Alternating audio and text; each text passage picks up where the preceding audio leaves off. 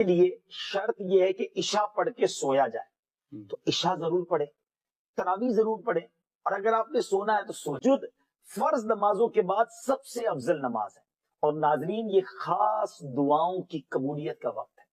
اللہ اکبر، تہجد پڑھ کے جو دعا مانگنے کا مزہ آتا ہے، اور اللہ کرے ہم ایسی دعائیں مانگنے والے بن جائیں کہ میں جانوں میرا رب جانے۔ اللہ اکیلے میں جا نماز بچھائیں، رات کا پہر ہو، ہاتھ اٹھیں اور آنسو بہیں، یقین کریں یہ وہ وقت ہے آپ جو مانگیں گے عطا کیا جائے۔ اللہ اور نبی پاک بھی رات کو اٹھ کر دعائیں مانگتے گر گڑاتے، کچھ ایسی تلاوت، کچھ ایسے نوافل۔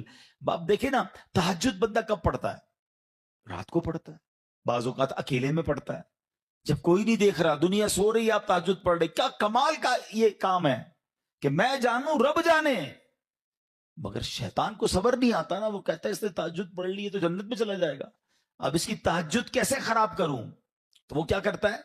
وہ دل میں خیال ڈالتا ہے کہ ایسا کرو، دوسروں کو بتاؤ۔ وہ کیا کرتا ہے؟ صبح اٹھ کے کوئی نہ کوئی بہانہ چاہیے۔ اب کچھ لوگ پتہ کیا کرتے ہیں؟ یار آج بہت تھکا ہوا ہوں۔ خیریت؟ کیوں تھکے ہوئے؟ وہ میں تہجد سے اٹھ جاتا ہوں نا۔ اچھا ماشاءاللہ، آپ تہجد بھی پڑھتے ہیں؟ بس اس نے یہ کہنا ہے تو ساڑھے دل وچ ٹھنڈ پہ گئی کہ انہوں نے ساری تہجد دا پتہ چل گیا۔ وہ پتہ تو چل گیا، ڈیلیٹ بھی ہو گیا بھائی۔ کیوں پتہ چل گیا؟ کیوں بتانا ہے؟ اللہ کرے یہ بات اس غلام کے اس واقعے سے کیسی بات سیکھنے کو مل رہی ہے۔ مالک کو پتا چل گیا، حالانکہ اس نے نہیں بتا، ہم تو بتاتے ہیں، اس نے بتایا نہیں تھا، یہ تو چھپ کے کر رہا تھا، مگر پتا چل گیا تو کہتا ہے مولا اب راز ہی کھل گیا تو اب جینے کا کیا فائدہ ہے۔ ہائے ہائے، غلام تو نہیں کہوں گا، اس آقا کے صدقے اللہ مجھے بھی اخلاص نصیب فرمائے، آپ کو بھی نصیب فرمائے۔ اچھا، اب بات کرتے ہیں سنت رسول، ذکر الہی کی۔ ہائے ہائے، کیسا کمال کا کام ہے یہ ذکر الہی۔ اللہ کریم کس طرح قرآن مجید میں ہمیں ذکر کرنے کا حکم ارشاد فرماتا ہے، فرمایا یا ایھا الذین آمنوا اذکروا اللہ ذکرا کثیرا۔ آسان ترجمہ قرآن کنز الایمان، اے ایمان والو اللہ کو بہت یاد کرو۔ کتنا؟ نبی پاک علیہ السلام کی حدیث ہے، اللہ کو اتنا یاد کرو، اتنا ذکر کرو کہ لوگ تمہیں دیوانہ کہنے لگے۔ بس اللہ کی یاد کرتے رہا کرو، ذکر الہی کرتے رہا کرو۔ کمال ہے، یقین بتاؤں آپ کو، دنیا میں بڑے آدمی سے بات کرنے کا موقع نہیں ملتا، ٹائم پہلے لینا پڑتا ہے۔ اول تو ٹائم ہی نہیں ملتا، مل بھی جائے تو کسی سیکرٹری کے تھرو ٹائم ملتا ہے، وہ پہلے ہی بتا دیتا ہے صاحب بہت بیزی ہیں، 5 منٹ سے زیادہ بات نہیں کر سکتے۔ اتنا مشکل ہے دنیا میں بڑے لوگوں سے بات کرنا، مگر میں بتاتا ہوں جس نے کائنات بنائی ہے اس سے بات کرنا کتنا آسان ہے۔ میرے اور رب کے بیچ میں کوئی سیکرٹری نہیں ہے، ہاتھ اٹھاؤ اور ڈائریکٹ بات کرنا شروع کر دو، جتنی دیر کرنی ہے کرو نا بات۔ اور وہ خود فرماتا ہے ادعونی استجب لکم، مانگو میں تمہیں عطا کروں گا۔ وہ دینے کے لیے تیار ہے، ہم پکارتے، ہمیں جلدی اتنی ہے، ہمیں اس کے گھر میں چین ہی نہیں آ رہا۔ ارے 2 رکعت نفل پڑھ لی، کبھی تسبیح پڑھ لی، سب چلے گئے تو کونے میں اللہ سے باتیں شروع کر دی۔ سوچو نا، اپنی ماں سے جب آپ تڑپ کر بات کرتے ہو تو ماں سینے لگا لیتی، جب اللہ سے عرض کرو گے کہ مولا پریشان ہوں، اے میرے مولا پھنس گیا ہوں، اللہ بہت گناہ ہو گئے ہیں، نہیں چھٹ رہے گناہ، مالک کسی طریقے سے بچا لے، اے اللہ حرام روزی سے بچا لے۔ بولو نا جو دل میں اللہ سے، کون روک رہا ہے تمہیں؟ اور جس زبان میں بات کرنی ہے کرو۔ ارے وہ تو دلوں کے حال جانتا ہے، وہ تمہاری کیفیات کو دیکھ رہا ہے۔ اس کے گھر میں آئے ہو تو مانگو نا اس سے۔ ارے تمہارا مہمان تمہارے ڈرائنگ روم میں بیٹھ جائے اور رونا شروع کر دے کہ پریشان ہوں، تو کیا دھکے دے کے نکالو گے؟ تم بولو گے گھر کے اندر آ گیا ہے، مہمان ہے، کچھ تو کرنا پڑے گا۔ ارے قریب کے گھر میں آ گئے جب تم اور ادھر آنسو بہانا شروع کر دیے تو کیا خالی لوٹ آئے گا؟ تمہیں اندازہ ہی نہیں کہ اس کے گھر میں آ کر دل سے مانگنے پر وہ کیا کیا عطا فرمائے گا۔ آنا جانا رکھو، تھام لو مسجد کو۔ علماء کہتے ہیں اگر کسی کے ایمان کو چیک کرنا ہے نا، اس کے ایمان کی اسٹرینتھ کو چیک کرنا ہے، تو یہ چیک کرو کہ وہ مسجد میں کتنا آتا جاتا ہے۔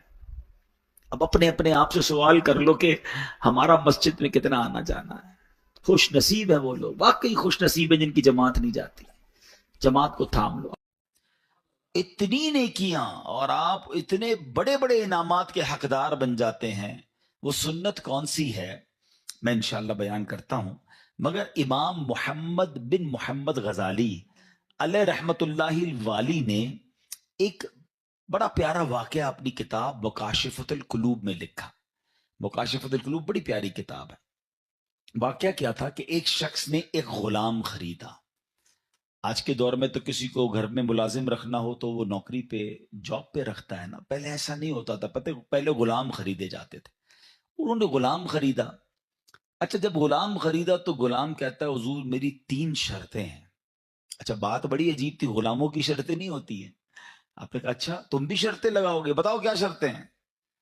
تو کہتا حضور پہلی شرط تو یہ ہے کہ آپ مجھے فرض نماز کے وقت منع نہیں کریں گے، نماز پڑھنے دیں گے.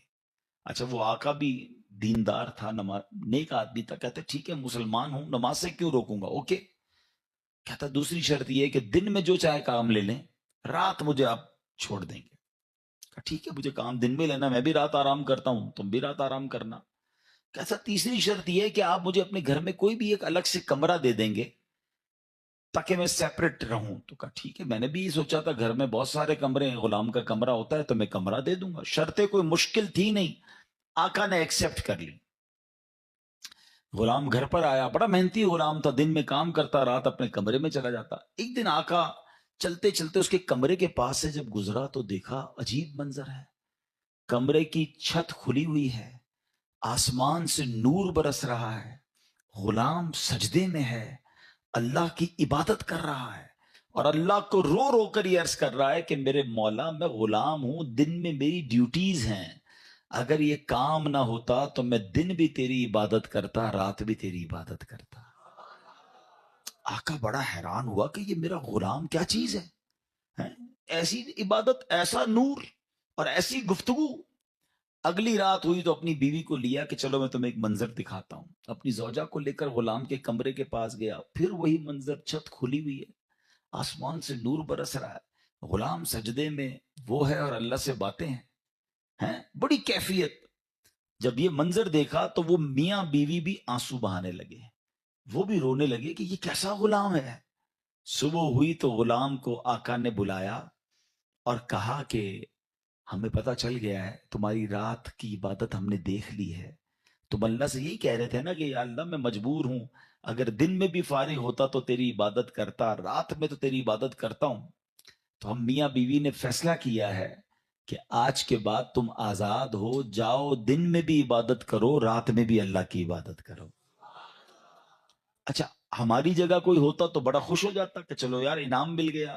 غلام کو آزاد ہونا بڑی نعمت تھی، مگر وہ غلام دراصل وہ آقا بننے کے قابل تھا. وہی آقا تھا، وہ بڑا کمال کا بندہ تھا.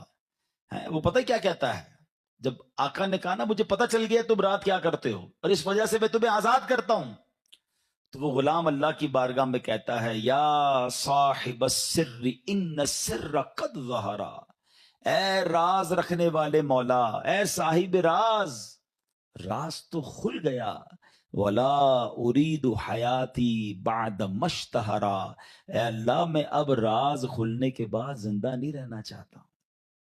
اور یہ کہا اور اس کی روح نکل گئی، اس زمین پہ باڈی آتی ہے اور وہ انتقال کر جاتا ہے.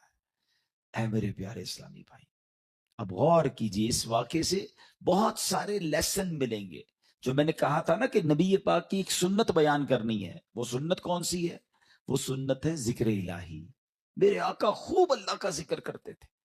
کتنا ذکر کرتے تھے آپ کو میں اندازہ کرواتا ہوں، آپ کو اندازہ ہو جائے گا.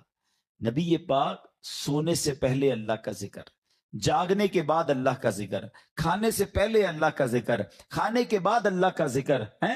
پیارے آقا گھر سے نکلتے ہوئے اللہ کا ذکر، گھر میں داخل ہوتے ہوئے اللہ کا ذکر، قدم قدم پر اللہ کا ذکر. کیسے؟ یہ سب چیزوں کی دعائیں ہیں نا، کھانے سے پہلے کی دعا، کھانے کے بعد کی دعا، پانی پینے سے پہلے کی دعا، پانی پینے کے بعد کی دعا، آئینہ دیکھنے کی دعا، سرما لگانے کی دعا. اس کا مطلب کیا ہے؟ دعا کیا ہے؟ ذکر الہی ہے نا، اللہ سے باتیں کرنا ہے نا. نبی پاک قدم قدم پر اللہ کو یاد کرتے. سورج گرہن کی دعا، چاند گرہن کی دعا، बारिश बरस रही है फिर दुआ, बादल गरज रहे फिर दुआ, कदम कदम पर दुआएं।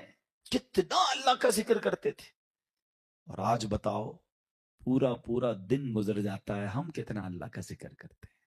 ये गुलाम कितना अल्लाह का जिक्र करता था कि रात भर अल्लाह की इबादत है। और तमन्ना क्या है, मौला दिन भी मिल जाता तो दिन भी तेरी इबादत करता, दिन भी तुझे याद करता, दिन भी तेरा जिक्र करता। जिक्र इलाही पर मैं इंशाल्लाह आगे बात करता हूं, मगर इस वाक़े से एक और बड़ा कमाल का मैसेज मिल रहा है।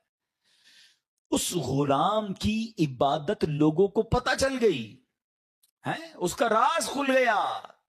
वो कहता है मौला अब जीना नहीं है, मैं तो इबादत तेरे लिए करता था ना, मैं जानता था मालिक तू जानता था, अब तो लोगों को पता चल गया। अब बताएं हमारा क्या हाल है। हम तो इबादत बहुत सारे लोग करते ही इसलिए कि लोगों को पता चल जाए, वो इसलिए कर रहा है कि रब देखे और कोई ना देखे। और हमारी अक्सरियत इन कामों में लगी हुई है कि दुनिया देखे मैंने क्या किया है। नेकी कर दरिया पे डाल, बचपन में सुनते थे, अब नेकी कर सोशल मीडिया पे डाल। जो करना है लोगों को बताना है, जो नेकी है सबको बताना है। अपने दिल से पूछो ना, क्यों जी चाहता है कि मेरी नेकियां लोगों को पता चले। पता है इखलास की तारीफ क्या है? उलमा फरमाते हैं what is the meaning of इखलास।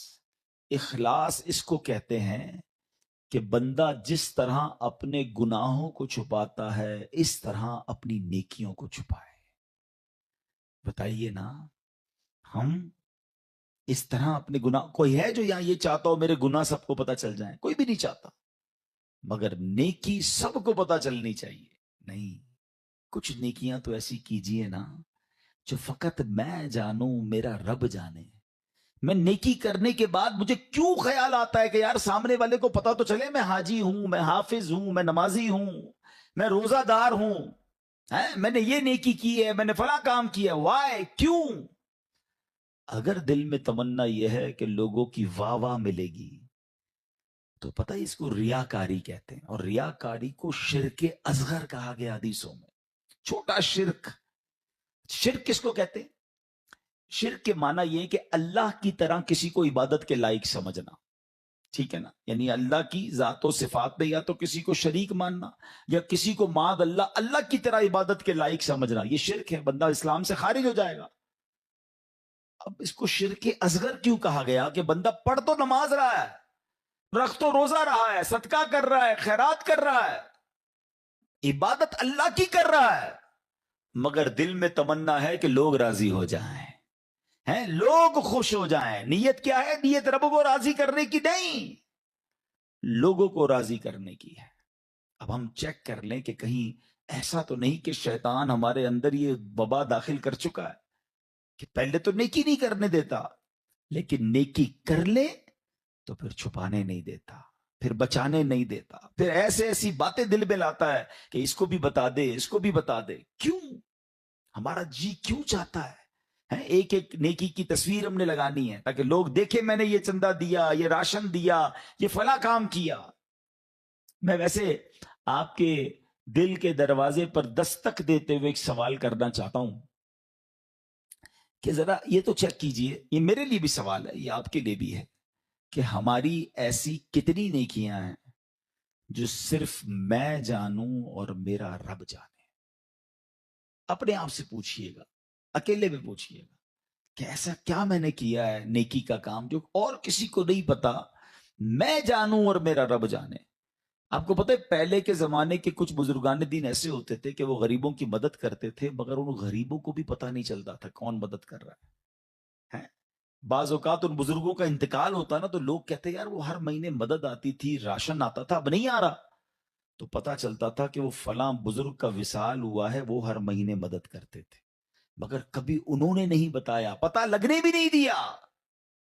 और आज हम किसी की मदद करें तो उस पर एहसान जताते हैं, भाई याद है ना मैंने मदद की थी, भूल तो नहीं गया, तेरा साथ दिया था। हर महीने अगर किसी की मदद कर रहे हैं तो हर महीने एहसान जता रहे हैं, हर महीने उस पर रोब झाड़ रहे हैं। नहीं मेरे प्यारे इस्लामी भाई, नेकी कीजिए मगर अल्लाह के लिए। हजरत जुनैद बगदादी का नाम सुना होगा, रदी अल्लाह ताला, बहुत बड़े अल्लाह के वली। آپ کے بارے میں آتا ہے کہ آپ اتنا ذکر الہی کرتے تھے, ایک بار نائی کی دکان پر گئے مونچھیں ترشوانے کے لیے, تو نائی کہتا ہے حضرت تھوڑی دیر خاموش ہو جائیں ورنہ آپ کی ہونٹ پہ کٹ لگ جائے گا, میں مونچھیں کاٹ رہا ہوں آپ ذکر کر رہے ہیں. وہ کہتے ہیں ذکر کرتا رہوں گا, تم اپنا کام کرو, ہونٹ کٹتا ہے تو کٹ جائے, میں نے ذکر نہیں چھوڑنا. اتنی دیر کے لیے بھی ذکر الہی نہیں چھوڑنا ہوتا تھا. ایک بزرگ تھے اور کبال کے بزرگ تھے, حضرت سری سکتی سے مروی ہے کہ میں حضرت جرجانی کے پاس گیا تو ستو دیکھے, وہ ستو پی رہے تھے, روٹی نہیں کھاتے تھے. تو میں نے کہا حضرت روٹی آپ کیوں نہیں کھاتے, ستو کیوں پیتے ہیں؟ وہ کہتے ہیں میں نے کیلکولیشن کی, روٹی کھانے میں اور ستو کھانے میں 90 تسبیحات کا فرق ہے. میں اگر ستو پیتا ہوں تو پیٹ پھر بھی بھر جاتا ہے, مگر میں روٹی کھاتا ہوں تو ٹائم زیادہ لگتا ہے. 90 تسبیحات میں زیادہ پڑھ لیتا ہوں, اس لیے 40 سال ہو گئے میں نے روٹی نہیں کھائی ہے. یار کمال لوگ تھے, نیک تھے, پرہیزگار تھے, نیکیوں کا انبار تھا, مگر اور نیکیاں چاہیے. کیوں؟ ان کو پتا تھا نا اجر کیا ہے. آپ کو پتا ہے ذکر الہی کا اجر کیا ہے؟ ذرا مل کر کہیے سبحان اللہ, الحمدللہ, اللہ اکبر. کتنی دیر لگی؟ 10 سیکنڈ مشکل سے. 3 جملے کہے 10 سیکنڈز, ٹھیک ہے. 10 سیکنڈ میں آپ دنیا میں کیا کما سکتے ہیں؟ بغیر کھڑے ہوئے, بغیر پسینہ بہائے, بغیر کوشش کیے, بیٹھے بیٹھے 10 سیکنڈ میں 3 جملے کہے, کیا کمایا پتا ہے آپ نے؟ میرے نبی علیہ السلام کے سچے وعدے ہیں, جو ایک بار سبحان اللہ کہے جنت میں درخت لگا دیا جاتا ہے. ایک بار اللہ اکبر کہے جنت میں درخت, ایک بار لا الہ الا اللہ کہے جنت میں درخت. مجھے بتاؤ تو صحیح کتنی دیر لگتی ہے؟ آپ نے بیٹھے بیٹھے 3 جنت میں درخت لگا لیے. اچھا یہ تو چونکہ نبی پاک کی حدیث ہے, ہمیں عمل کرنا چاہیے, لیکن دنیاوی اسکیم ہو تو آج اگر اعلان کر دوں کہ بھائی یہ فیضان مدینہ میں آپ سب بیٹھ جائیں, آج فجر تک جو جتنی بار سبحان اللہ کہے گا اتنے 1000 روپے ملیں گے. بندہ کہے گا حضرت فجر تک کیوں, آپ کہیں 2-3 دن بیٹھ جاتے ہیں, موبائل بند, تسبیح ہاتھ میں, ہر سبحان اللہ پر 1000 روپے, 100 سبحان اللہ پہ لاکھ روپے. اوئے ہوئے آج تو امیر کروڑ پتی ہو کے جاؤں گا. مجھے سچ بتاؤ, سبحان اللہ کہنے پر 1000 روپے زیادہ قیمتی ہیں, یا میرے آقا فرما رہے ہیں کہ اس کے لیے جنت میں درخت لگ جاتا ہے؟ تو پھر کیوں نہ ہم جنت میں درخت لگانے کا سامان کریں, ہم کیوں نہ اللہ کو راضی کرنے کا اور اپنے لیے آخرت کا سامان کریں. اور ذکر والے کتنے اللہ کو پسند ہیں. ایک بڑی کمال کی حدیث ہے, حضرت سہل بن معاذ رضی اللہ تعالیٰ عنہ اپنے والد صاحب سے روایت کرتے ہیں کہ ایک مرتبہ محفل نور سجی ہوئی تھی. رسول اکرم صلی اللہ تعالی علیہ وسلم کے ساتھ صحابہ کرام بھی تھے. ایک صحابی نے حضور سے عرض کی کہ حضور یہ بتائیے کہ جہاد میں سب سے عظمت والا زیادہ کون ہے؟ جہاد کرنے والے تو بہت سارے ہیں نا, بہت سارے صحابہ لڑتے تھے اللہ کی راہ میں, تو حضور ان میں سب سے زیادہ عظمت والا کون ہے؟ تو پیارے آقا نے فرمایا اکثرہم للہ ذکرن, یعنی جو اللہ پاک کا کثرت سے ذکر کرتا ہے وہ زیادہ عظمت والا ہے. اب بات سمجھ رہے, یعنی سب جہاد کرنے والے کمال کے ہیں, مگر ان میں جو ٹاپ پہ ہے جو سب سے زیادہ ذکر کرتا ہے. اب صحابی کہتے ہیں حضور روزہ داروں میں سب سے زیادہ عظمت والا کون ہے؟ روزہ دار تو لاکھوں کروڑوں مسلمان روزہ رکھتے ہیں نا. آقا فرماتے ہیں ان میں سب سے زیادہ اللہ کا ذکر کرنے والا سب سے عظمت والا ہے. سال بن معاذ فرماتے ہیں وہ صحابی اسی طرح سوال کرتے رہے کہ حضور نمازیوں میں سب سے زیادہ افضل کون ہے؟ یا رسول اللہ زکوٰۃ دینے والوں میں سب سے زیادہ عظمت والا کون ہے؟ ایک ایک عبادت کا سوال کرتے رہے. آقا سب کے جواب میں یہ فرماتے رہے اکثرہم للہ ذکرن, یعنی جو اللہ پاک کا ذکر کثرت سے کرتا ہے وہ اس کیٹیگری میں ان لوگوں میں سب سے زیادہ افضل اور عظمت والا ہے. اب حضرت ابو بکر صدیق رضی اللہ تعالیٰ عنہ بھی حاضر تھے, حضرت عمر فاروق بھی موجود تھے. ابو بکر صدیق رضی اللہ تعالیٰ عنہ جو مسلمانوں کے پہلے خلیفہ ہیں, وہ حضرت عمر سے کہتے ہیں اے عمر یوں تو ذکر الہی کرنے والے ساری بھلائیاں لے گئے. تو نبی پاک نے جب یہ سنا تو کہا ہاں اے ابو بکر بات ایسی ہی ہے, جو ذکر اللہ کی کثرت کرتا ہے وہ ساری بھلائیاں ہی سمیٹ لیتا ہے. یعنی ٹاپ آف دا لیول اگر کچھ لوگ ہیں تو وہ کون ہیں؟ وہ ذکر الہی کرنے والے ہیں۔ اے میرے پیارے اسلامی بھائیوں، اب ہمیں یہ غور کرنا ہے کہ ہم کتنا ذکر کرتے ہیں، ہماری زبان پر کتنا ذکر ہوتا ہے۔ حضرت معاذ بن جبل رضی اللہ تعالیٰ عنہ کہتے ہیں، میری نبی پاک علیہ الصلوۃ والسلام سے ان کی ظاہری حیات میں جو آخری ملاقات ہوئی نا، تو میں نے نبی پاک سے کہا حضور مجھے کوئی نصیحت فرما دیجیے۔ تو پیارے آقا علیہ الصلوۃ والسلام سے کہتے ہیں، حضور کون سا عمل اللہ کی بارگاہ میں سب سے بہتر اور سب سے زیادہ قرب حاصل کرنے والا؟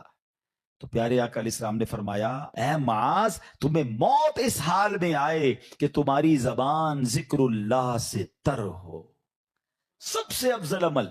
ٹھیک ہے نا؟ اب مفتی احمد یار خان نعیمی اس کے تحت فرماتے ہیں کہ اس کا مطلب یہ ہے کہ بندہ پورا دن کچھ نہ کچھ اللہ کا ذکر مختلف انداز سے کرتا رہے۔ موت کے آنے کا تو پتہ نہیں نا، ملک الموت تو کبھی بھی آ سکتے ہیں، تو وہ جب بھی میری روح قبض کرنے آئے میں اللہ کی یاد میں ہوں، اللہ کے ذکر میں ہوں، عبادت میں ہوں۔ اللہ اکبر۔ اب ذرا غور کریں، جن کا پورا دن گزرتا ہے اور زبان پر ذکر الہی نہیں ہوتا، نبی پاک علیہ السلام نے فرمایا کہ جس کا آخری کلام لا الہ الا اللہ ہوگا دخل الجنہ، وہ جنت میں داخل ہو جائے گا۔ اچھا، چاہتے سب ہیں، اب اگر میں سوال کروں گا جواب مجھے نہ دیں، اپنے آپ کو دے دیں، آج پورے دن میں کتنی بار کلمہ پڑھا ہے؟ اچھا، پورے ہفتے میں کتنی بار کلمہ پاک پڑھا ہے؟ مہینہ پورا گزر گیا، کتنی بار کلمہ پاک پڑھا ہے؟ اب حال دیکھ لیں، مرتے وقت سب کو کلمہ چاہیے، زندگی میں پڑھنے کے لیے تیار کوئی نہیں ہے۔ ایسا نہ کریں، یہ افضل الذکر ہے، سب سے افضل ذکر حدیث میں فرمایا، افضل الذکر لا الہ الا اللہ۔ اور یہی بات نبی پاک نے فرمائی نا کہ تمہاری آخری جو الفاظ ہوں زبان پر، اے معاذ، وہ اللہ کا ذکر ہو، یہ اللہ کی بارگاہ میں سب سے زیادہ قرب دلانے والا عمل ہے۔ اب علماء نے اس میں بڑی آسانی کر دی ہے۔ ہاں، اب ذرا غور سے سنیے گا۔ اب ذکر اللہ کی مختلف صورتیں ہیں، ایسا نہیں، بالکل یقیناً اللہ کا ذکر، اللہ اللہ اللہ، سبحان اللہ، لا الہ الا اللہ، اللہ اکبر، سبحان اللہ و بحمدہ، سبحان اللہ العظیم، یا رحمانو یا رحیمو یا سلامو، یہ سارے اللہ کے ذکر ہیں، مختلف اللہ کے نام لیتے رہیں، اللہ کی یاد میں جتنا ذکر کریں گے یہ ذکر باللسان ہے، یہ زبان سے ذکر ہے۔ مگر ذکر کی اور بھی صورتیں ہیں۔ آئے ہائے، علماء فرماتے ہیں کہ اللہ کی نعمتوں کے بارے میں غور و فکر کرنا بھی ذکر اللہ ہے۔ بندہ سوچتا رہے کہ اس رب نے کائنات کیسے بنائی ہے، کیسی قدرت والا میرا رب ہے، قدرت کے نظارے دیکھ رہا ہے، مگر نیت یہ ہے کہ اللہ کی کبریائی اور اللہ کی شان و عظمت دل میں بڑھ رہی ہے کہ میرا مالک ایسے عظیم پہاڑ بنانے والا، وہ رب کریم اتنی خوبصورت دنیا بنانے والا ہے، تو وہ خالق و مالک کیسی عظمت والا ہوگا۔ اس نظر سے اگر دنیا کے نظارے دیکھ رہے ہیں تو اللہ اکبر، علماء کہتے ہیں یہ آنکھ کا ذکر ہے۔ اچھا، پھر آگے فرمایا دل میں ہے، بندہ تنہا بیٹھا ہے اور اللہ کو یاد کر رہا ہے، اللہ کی کبریائی اور اس کی عظمت و شان کو یاد کر رہا ہے، اللہ کو دل ہی دل میں پکار رہا ہے، فرمایا یہ دل کا ذکر ہے۔ اچھا، پھر اللہ کا ذکر سننا، یہ کانوں کا ذکر ہے۔ اور سبحان اللہ، اب مزے کی بات سنیں، نعت پاک مصطفیٰ سننا یہ بھی اللہ کا ذکر ہے۔ اللہ پاک کے بندوں کی باتیں سننا یا پڑھنا یہ بھی اللہ کا ذکر ہے، ان کا ذکر خیر سننا، سیرت کی باتیں سننا۔ بلکہ علماء تو فرماتے ہیں عبرت کے لیے اللہ پاک کے دشمنوں کے احوال پڑھنا بھی ذکر الہی میں شامل ہے۔ اب یہ بڑی عجیب بات ہے، ہو سکتا ہے کسی کے ذہن میں سوال آئے کہ ٹھیک ہے، اللہ کو یاد کرنا، اللہ کا ذکر کرنا، یہ تو ذکر الہی ہے، اللہ کے محبوب بندوں کا ذکر اللہ کا ذکر کیسے ہو گیا ہے؟ اللہ کے نبی علیہ السلام کا ذکر اللہ کا ذکر، بلکہ دشمنوں کے احوال پڑھنا یہ اللہ کا ذکر کیسے ہوا؟ مفتی احمد یار خان نعیمی رحمت اللہ تعالی علیہ نے بڑی پیاری بات بتائی، فرماتے ہیں ایک ذکر ہوتا ہے بالواسطہ اور ایک ہوتا ہے بلا واسطہ۔ بلا واسطہ کیا ہے؟ کہ اللہ ہی کا نام لے رہے ہیں، اللہ ہی کا ذکر کر رہے ہیں، اللہ ہی کو یاد کر رہے ہیں، یہ تو براہ راست اللہ کا ذکر ہو گیا نا، بلا واسطہ، نو واسطہ، کوئی بیچ میں واسطہ نہیں ہے۔ مگر بال واسطہ ذکر الہی کیا ہے؟ کہ اس کے محبوبوں کی محبت کا چرچا کرنا، اس کے دشمنوں کی برائی کا ذکر کرنا۔ اور وہ کیسے؟ لاجیکلی اب سمجھایا مفتی صاحب نے۔ اب میں آپ سب سے ایک سوال کرتا ہوں، قرآن پاک اللہ کا ذکر ہے کہ نہیں ہے؟ بتائیے۔ کلام اللہ ہے نا, پورا قرآن ذکر. کوئی قرآن پڑھ رہا ہے تو آپ یہ تو نہیں کہیں گے معاذ اللہ غلط کام کر رہا ہے, وہ ذکر الہی کر رہا ہے, ہر لمحہ عبادت کر رہا ہے. تو اب قرآن میں کہیں تو اللہ کا نام ہے, کہیں تو اللہ کی کبریائی ہے, کہیں تو اللہ کی قدرت کے نظارے ہیں. ان اللہ علی کل شیء قدیر کا ذکر ہے. فبأی آلاء ربکما تکذبان کے ذریعے رب کی شان بیان ہو رہی ہے, اور ہمیں کہا جا رہا ہے کہ کون کون سی نعمتوں کو جھٹلاؤ گے. جب جب پڑھتے ہیں اللہ سے محبت بڑھتی ہے. مگر اسی قرآن میں نبی پاک کا بھی تو ذکر ہے نا, رحمت للعالمین بھی کہا ہے. نبی پاک کو خاتم النبیین بھی فرمایا گیا. کہیں یاسین, کہیں طٰہٰ, کہیں مزمل, کہیں مدثر, کہیں والضحیٰ, کہیں واللیل اذا سجا. ارے کوئی قرآن پڑھ رہا ہے اور محبوب کے پاک کا ذکر بھی کر رہا ہے, مگر دراصل وہ ذکر الہی کر رہا ہے.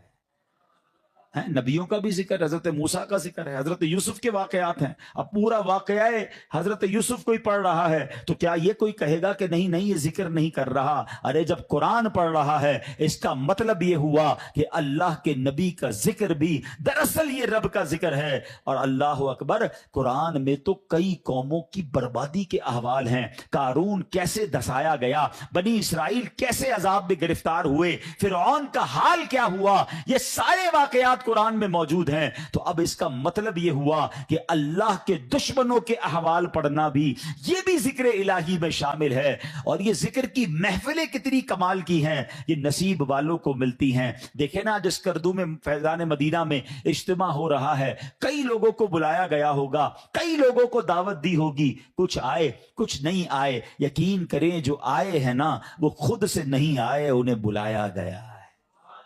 ہاں, میری اور آپ کی اوقات نہیں کہ میں کہوں میں آج اجتماع میں آیا, میں مسجد میں آیا. چلے مجھے بتائیں مسجد کس کا گھر ہے؟ ذرا ساتھ جواب بھی دو نا, مسجد کس کا گھر ہے؟ آپ کے گھر میں کوئی بغیر اجازت آ سکتا ہے؟ آپ کا دروازہ کھٹکھٹائے کہ حضرت آج میں آپ کے گھر میں رہوں گا. آپ کون ہے بھائی؟ میں نہیں جانتا, میرے گھر میں کیسے آئیں گے؟ اجنبی ہیں. آپ کے گھر میں کون آتا ہے؟ جس کو آپ بلاتے ہیں. اللہ کے گھر میں بغیر بلائے کیسے کوئی آ سکتا ہے؟ ہم سب کو بلایا گیا ہے, ہمیں موقع دیا گیا ہے, ہمیں سعادت دی گئی ہے. اور سنو, اللہ کے گھر میں آتے رہا کرو. کئی لوگ پورا ہفتہ نہیں آتے, جمعے کی نماز پڑھتے ہیں, باقی پورا ہفتہ نہیں آتے. وہ غور کریں کہ ایسا کیا گناہ ہو گیا کہ میرا رب مجھے کیوں نہیں بلاتا, روز 5 وقت مہمان کیوں نہیں بنتا. مبارک ہو اسے جو مسجد میں جس کا دل لگتا ہے اور بار بار آتا ہے. ایک اور مزے کی بات بتاؤں, آپ کے قسم قسم کے رشتہ دار اور دوست ہیں. جو دور کا دوست ہوتا ہے نا, وہ سال میں کبھی کبھی ایک بار آ جاتا ہے. جو بہت قریب کے رشتہ دار ہوں, جو بالکل تھوڑا سا فاصلہ ہو, لیکن وہ کبھی کبھی مہینے میں ایک بار آتے ہیں. جو اس سے قریب ہو وہ ہفتے میں ایک بار آتے ہیں. اور گھر والا تو روز گھر میں آتا ہے نا. اب اللہ کے گھر میں جو روز آ رہا ہے, سبحان اللہ, اس پر کتنی رحمتیں ہو رہی ہیں. اور جو کبھی عید کی نماز میں آتا ہے, کبھی 2-4 مہینے بعد اسے اللہ کا گھر یاد آتا ہے. سوچو کتنا ڈسٹنس ہو گیا ہے, کتنی دوری ہو گئی ہے. یہ رحمان کا گھر ہے, اس میں آتے رہا کریں, بیٹھا کریں, وقت بتایا کریں. اور سبحان اللہ, آپ کے گھر میں کوئی مہمان آئے, آپ کیا چاہتے ہیں؟ خوش ہو کر جائے نا. کھانا اچھا بناتے ہیں, اس کے آرام کا خیال رکھتے ہیں. جب مہمان آئے اسے خوش کر کے بھیجتے ہیں. بتاؤ نا, کریم کے در پر کوئی مہمان آئے گا وہ اسے راضی نہیں کرے گا؟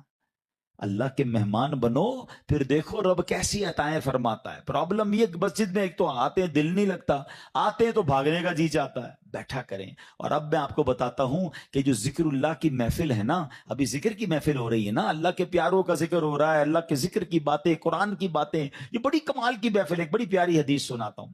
حدیث پاک کا خلاصہ ہے, میرے آقا علیہ الصلوۃ والسلام فرماتے کہ اللہ تعالیٰ کے کچھ فرشتے ہیں کہ جو زمین کی سیر کرتے ہیں, ان کی ڈیوٹیز ہیں. کچھ فرشتوں کی ڈیوٹی یہ ہے کہ جہاں ذکر الہی ہوتا ہے نا, اس محفل کو اپنے پروں سے ڈھانپ لیتے ہیں. اب کیا ہوا, وہ فرشتے جب اجتماع سے فارغ ہوتے ہیں اللہ کی بارگاہ میں جاتے ہیں. اللہ کو سب معلوم ہے کہاں سے آ رہے ہیں. اللہ فرماتا ہے فرشتوں کہاں سے آ رہے ہو؟ کہتے ہیں یا اللہ ایک جگہ بندے جمع ہیں تیرا ذکر کر رہے ہیں. اللہ فرماتا ہے فرشتوں یہ بتاؤ انہوں نے مجھے دیکھا ہے جو میرا ذکر کرتے ہیں؟ کہ یا اللہ تجھے نہیں دیکھا. ارشاد ہوتا ہے فرشتوں بتاؤ کیا مانگ رہے ہیں؟ کہتے ہیں یا اللہ جنت مانگ رہے ہیں. ارشاد ہوتا ہے جنت دیکھی ہے؟ کہ یا اللہ دیکھی نہیں. اچھا دیکھ لیتے تو کیا کرتے؟ اے رب جنت دیکھ لیتے. شوق سے مانگتے. ارشاد ہوتا ہے یہ بتاؤ کس چیز سے پناہ مانگ رہے تھے؟ عرض کرتے مولا جہنم سے پناہ مانگ رہے تھے. ارشاد ہوگا جہنم دیکھی ہے؟ کہیں گے نہیں یا اللہ جہنم دیکھی نہیں انہوں نے. اچھا بتاؤ دیکھ لیتے تو کیا کرتے؟ ارشاد ہوتا عرض کرتے مولا اگر وہ جہنم دیکھ لیتے تڑپتے جہنم سے پناہ مانگتے. ارشاد باری ہوتا ہے اے فرشتوں گواہ ہو جاؤ جن بندوں نے مجھے دیکھا نہیں پھر بھی مجھے یاد کر رہے ہیں، جنت دیکھی نہیں جنت مانگ رہے ہیں، جہنم دیکھی نہیں جہنم سے پناہ مانگ رہے ہیں، اے فرشتوں گواہ ہو جاؤ میں نے ان سب کی مغفرت فرما دی. اب مزے کی بات، فرشتے کہتے ہیں یا اللہ ان میں ایک بندہ ایسا بھی بیٹھا تھا جو تیرا ذکر کرنے نہیں آیا تھا. ہو سکتا ہے ہمارے پاس بھی ایسا کوئی بھائی آیا ہو جس کا آنے کا ارادہ نہ ہو، دوست پکڑ کے لے آئے چلو یار تھوڑی دیر کے لیے پھر بعد میں کہیں اور چلے جائیں گے، نیت ذکر کی نہیں ویسے ہی آ گیا. فرشتے کہتے ہیں مولا ایک بندہ ایسا ہے جو تیرا ذکر کرنے نہیں آیا تھا. اللہ فرماتا ہے اے میرے فرشتوں یہ وہ مجلس ہے، یہ وہ محفل ہے جس کے ہم نشین محروم نہیں ہوتے، میں نے اس کی بھی مغفرت فرما دی ہے. اللہ کرے کہ اجتماع ہم سب کی مغفرت کا ذریعہ بنے. فرشتے جا کر بتائیں اللہ کو کہ مولا تیرے بندے بیٹھے ایک جگہ پر گناہ گار ہیں،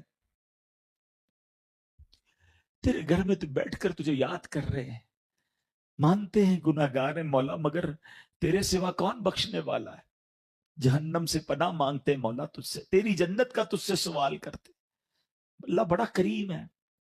ایسے اجتماعات میں ایسی محفلوں میں ذکر کی محفلوں میں آیا کیجئے، یہ بڑی کمال کسی کی برکت ہمیں مل جاتی ہے. ہم تو گناہ گار ہیں نا مگر اتنے بڑے مجمع میں کوئی تو اللہ کا نیک بندہ ہوتا ہے نا، کیا معلوم اس پر برس رہی ہے مجھ پر بھی برس جائے گی. اس پر رحمت دیکھیں نا، بارش برستی تو سب پہ برستی ہے نا، رحمت کی بارش برسے گی تو کچھ چھینٹے مجھ پر بھی تو گریں گے نا. برستا نہیں دیکھ کر ابر رحمت، بدوں پر بھی برسا دے برسانے والے. مگر آج حال برا پتہ ہے کیا ہے، لوگ اس طرح کی محفلوں میں تو نہیں آتے، بری محفلوں میں بڑے شوق سے جاتے ہیں، کہیں شراب کی محفل، کہیں جوئے کی محفل، کہیں بے حیائی کی محفل. اچھا جب ان کو کہو کہ بھائی نہ جاؤ، یہ نوجوان بیٹھے ہیں، تو وہ کہتے ہیں میں کون سا شراب پیتا ہوں، میں تو صرف بیٹھتا ہوں، میں کون سا جوا کھیلتا ہوں، میں تو بیٹھتا ہوں. نہیں میرے پیارے اسلامی بھائی، جہاں لعنت برس رہی ہے وہاں بیٹھ رہے ہیں. پچھلے دنوں کووڈ آیا تھا نا، کووڈ وائرس نے ہم سب کو ایک چیز سکھائی تھی کہ جہاں وائرس ہو اس سے دور رہو، سوشل ڈسٹینس، ہاتھ نہیں ملاتے تھے یار اپنوں سے. کمال ہے جراثیم نہ لگ جائے اس لیے ملتے نہیں تھے، کوئی گناہ نہ لگ جائے، کوئی بری عادت نہ لگ جائے، اللہ کا نافرمان نہ ہو جاؤں، کیوں ڈسٹینس نہیں کرتے برے لوگوں سے. قرآن فرماتا ہے الا بذکر اللہ تطمئن القلوب، بے شک اللہ کے ذکر میں دلوں کا چین ہے. تو کرے نا ذکر، چین سکون، آپ ریلیکس ہو جائیں گے. مگر جو زبان ذکر ہی نہیں کر رہی، کہہ رہی ٹینشن بھی دور نہیں ہو رہے. بھائی دل مجھے کس نے بنایا ہے ذرا بتائیے، کس نے بنایا؟ دل کس نے بنایا؟ سکون کون بتائے گا کہاں سے ملے گا؟ جس نے بنایا وہ بتائے گا نا. اللہ فرما رہا ہے دلوں کا چین میرے ذکر میں ہے اور ہم سکون کہیں اور ڈھونڈ رہے ہیں. ارے جب رب نے بتا دیا تو ذکر کر لو، سکون مل جائے گا. اور یہ جو نبی پاک نے حضرت معاذ سے فرمایا کہ معاذ تمہیں موت اس حال میں آئے کہ تم اللہ کی ذکر سے تمہارا زبان تر ہو، تم حالت ذکر میں ہو. اب علماء نے بڑا پیارا طریقہ بتایا، جو 5 وقت کا نمازی ہوتا ہے نا، وہ نماز کے لیے تیاری کر رہا ہوتا ہے، وضو کر رہا ہوتا ہے، نماز کے لیے جا رہا ہوتا ہے، نماز پڑھتا ہے، نماز سے آ رہا ہوتا ہے، تو 5 ٹائم تو اس کا دن کا اچھا خاصا حصہ نماز کی تیاری، نماز سے واپسی، نماز پڑھنے میں گزر گیا ہے. اب ظہر سے عصر اور عشاء سے فجر، یہ بڑا گیپ ہے نا، اب اس گیپ کو کیسے کور کرنا ہے؟ تو علماء فرماتے ہیں کہ اس میں مزید اللہ پاک کا ذکر کر لے. صبح فجر سے لے کے ظہر میں بھی بڑا گیپ ہے، تو فجر کے بعد اللہ توفیق دے تو اشراق چاش پڑھ لے. اچھا ہر نماز کے بعد تسبیح فاطمہ پڑھے، 33 بار سبحان اللہ، 33 بار الحمدللہ، 34 بار اللہ اکبر. تو یہ بھی کچھ اللہ کا ذکر ہو گیا. اللہ توفیق دے تو رات سونے سے پہلے صلاۃ التوبہ پڑھ لے، سورہ ملک کی تلاوت کر لے. اللہ اور توفیق دے تو تہجد کی نماز اٹھ کے پڑھ لے. تو کبھی نہ کبھی یعنی ہر تھوڑی دیر بعد میرا عمل ذکر الہی سے ہے، تسبیح ہاتھ میں ہو، درود پاک پڑھ لے. سبحان اللہ. اب یہ وہ عمل ہیں کہ بندہ اگر ان اعمال میں رہے گا تو سچ بتاؤ اس بندے کا جب موت کا وقت آئے گا تو کتنا بڑا چانس ہے کہ کسی نہ کسی موقع پہ ذکر ہی کر رہا ہوگا, نعت سن رہا ہے, تلاوت سن رہا ہے, خود تلاوت کر رہا ہے, اجتماع میں بیٹھا ہے, درس دے رہا ہے, درس سن رہا ہے, نماز پڑھ رہا ہے, ذکر کر رہا ہے, مارکیٹ میں گیا ہے, نوکری بھی کر رہا ہے, کاروبار بھی کر رہا ہے, تو وہاں بھی اللہ کا ذکر زبان پر جاری ہے. ارے کام تو ہاتھ سے کرتے ہیں نا, کیا ذکر الہی نہیں کر سکتے؟ مسلمانوں کی خیر خواہی کریں, مسلمانوں کی بھلائی والے کام کریں, حلال کمانا بھی عبادت ہے. تو کہیں نہ کہیں عبادت میں مصروف ہوگا, جب بھی موت آئے گی انشاءاللہ اچھے حالت میں آ جائے گی. علماء فرماتے بندہ جس حال میں مرے گا نا اسی حال میں اٹھایا جائے گا. تمنا کیا ہے ہماری؟ اے اللہ ہمیں سجدے والی موت دے دے, اور وہ سجدہ بھی کاش مسجد نبوی والا ہو, مدینے والا ہو, کلمے والی موت ملے, درود والی موت ملے. اچھی موت کس کو چانس ملے گا؟ جو روز نماز پڑھتا ہوگا نا, جو پورے دن میں نماز ہی نہیں پڑھ رہا اور ماد اللہ جھوٹ بول رہا ہے, گالیاں نکال رہا ہے, شرابیوں کی محفل میں بیٹھ رہا ہے, فلمیں ڈرامے دیکھ رہا ہے, موبائل پہ بھی بے حیائی دیکھ رہا ہے. بتاؤ کتنا بڑا چانس ہے کہ جب ملک الموت آئیں گے تو وہ اسی حالت میں مر جائے, اور اسی حالت میں مرنے والے کو اسی حالت میں اٹھایا جائے. ہماری تمنا تو یہ ہے کہ میں سو جاؤں یا مصطفیٰ کہتے کہتے, کھلے آنکھ صلی اللہ کہتے کہتے. ایسا نہیں ہو سکتا معاذ اللہ کوئی شراب کے نشے میں ہے یا کوئی بے حیائی کر رہا ہے اور ملک الموت آئے تو وہ کہے کہ بھائی ابھی روح قبض نہ کرو, میں ذرا توبہ کر لوں. نہیں, آگاہ اپنی موت سے کوئی بشر نہیں. سامان 100 برس کا ہے, پل کی خبر نہیں. تو اے میرے پیارے اسلامی بھائیوں, آج نیت کر لیں, جس حالت میں مرنا نہیں چاہتے نا وہ کام چھوڑ دیں, کیونکہ ایسا نہیں ہوگا کہ آپ کوئی غلط کام کر رہے ہیں اور موت آ گئی تو آپ روک سکیں گے. تو اب آپ ڈیسائیڈ کر لیں کہ کس حالت میں مرنا ہے اور کس حالت میں نہیں مرنا. جس حالت میں نہیں مرنا نا, فارمولا سمپل یہ ہے کہ وہ کام چھوڑ دیں کہ یار موت تو اس وقت بھی آ سکتی ہے, اور جس حالت میں مرنا چاہتے ہیں وہ کام بڑھا دیں. اللہ اللہ, ذکر الہی, نمازیں, درود, تلاوت, اچھی محفلیں, بری صحبتوں کو چھوڑیں. اور اب آخر میں ایک بڑی خوبصورت حدیث پاک, معراج کی رات میرے آقا علیہ السلام نے عرش کے نور میں ایک لپٹا ہوا آدمی دیکھا. میں نے پوچھا من ہذا ام ملکا, کیا کوئی یہ فرشتہ ہے؟ اللہ کے عرش کے نور میں لپٹا ہوا, اتنا بڑا مقام. کہا گیا نہیں. آقا فرماتے نبی, کوئی نبی ہے؟ سوچے کتنا بڑا مقام ہوگا کہ نبی پاک سوال کیا کر رہے ہیں جبریل امین سے, کوئی فرشتہ ہے, کوئی نبی ہے ایسے مقام پر؟ تو کہا کہ نہیں. میں نے کہا من ہوا. آقا فرماتے ہیں علیہ الصلوۃ والسلام, میں نے پوچھا پھر یہ کون ہے؟ ارشاد و حضور یہ وہ شخص ہے جس کے اندر 3 عادتیں تھیں. سچ بتاؤ, میں ابھی عادتیں نہیں بتاتا ہوں, اگر اتنا بڑا مقام ملنا ہے تو کچھ بھی ہو 3 عادتیں اپنا لینی چاہیے, نہیں اپنا لینی چاہیے؟ خود بتاؤ یار, پھر تو جو بھی کر لیں گے بھائی, اتنا بڑا ہی نہ ہو. اب کام کیا ہے؟ زیادہ مشکل نہیں ہے. فرمایا اس کی 3 صفات تھی. نمبر 1, اس کی زبان ہمیشہ ذکر اللہ سے تر رہتی تھی. زبان تر کر لو نا یار, اللہ اللہ اللہ, سبحان اللہ, اللہ اکبر, لا الہ, فضول باتیں کم کرتے. نمبر 2, اس کا دل مسجد کی طرف لگا رہتا تھا. مسجد سے نکلنے کے بعد پھر بھی دل چاہتا مسجد میں جاؤں.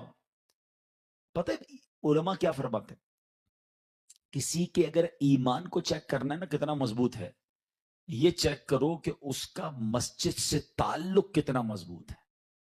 زیادہ مسجد میں آتا ہے, سکون سے بیٹھتا ہے, سمجھ لو ایمان مضبوط ہے, اور مسجد میں دل ہی نہیں لگتا, بھاگتا ہے مسجد سے, تو سمجھ لو کہ ایمان میں کمزوری کہیں نہیں آ گئی.